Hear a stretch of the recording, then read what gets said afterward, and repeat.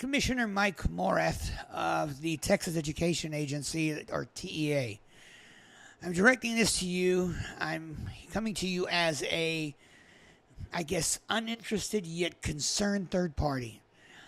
I live in the Houston area, but I am not a resident of the HISD district.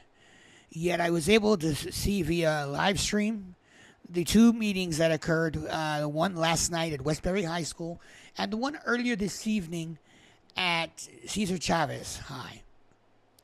And it's sad to see that your deputy commissioner, Mr. Alejandro Delgado, is getting hammered by all these parents, these concerned citizens and teachers of the HISD community.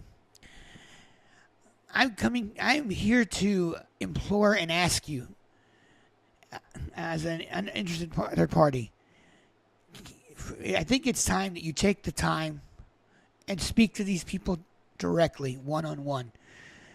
They've demanded to see you in the next meeting on March 29th, and I think you should go.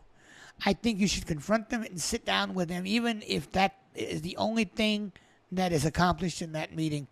Sit down with them, hear them out, hear their concerns, and try to come to an amicable resolution with them. That's all they're asking. Their concerns are valid if you look at it. TEA's track record with takeovers in the Houston area is not good. Bad. I've heard of 4 school districts that were taken over, 3 of which I believe were annexed into HISD. The 4th one was shut down, which I believe was North Forest ISD, if I remember correctly. So that your takeovers in the Houston area, there's no success, there's no fruit to show for them. That's got these people really concerned. The other concern is the conservator that you appointed, from what I understand, dropped the ball for a little bit with Wheatley High School in order to improve another school, which I think was called Kashmir. That's another concern that they're having, is that why didn't the conservator address the issue at Wheatley long before? These are questions that I think you, as the head of TEA, need to answer and need to address. And if there was mistakes made there, Mr. Morath, you need to be the man, be the leader of the TEA that you are, and admit to them, and find some sort of compromise with these people to try to find an amicable solution.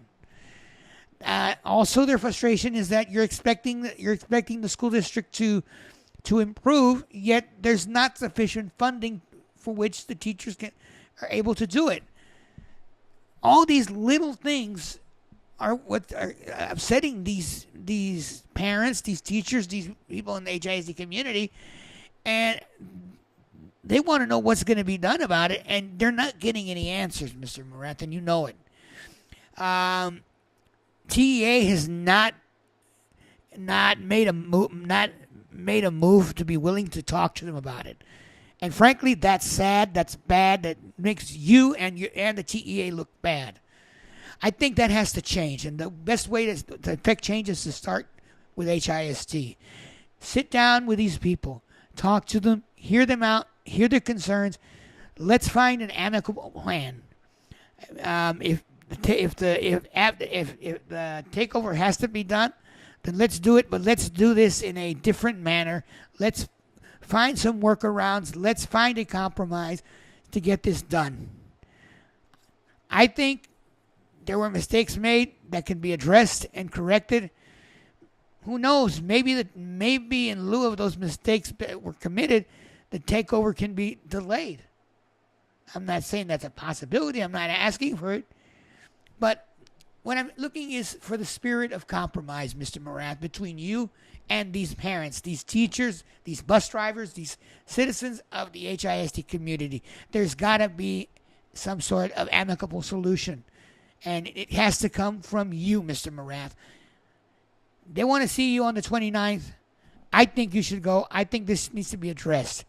I can say in a positive manner that if you did address it the way I'm suggesting, I think it would make your maneuver to do the takeover that much more smooth and much more efficient, because you will be working together with the people that you're trying to help.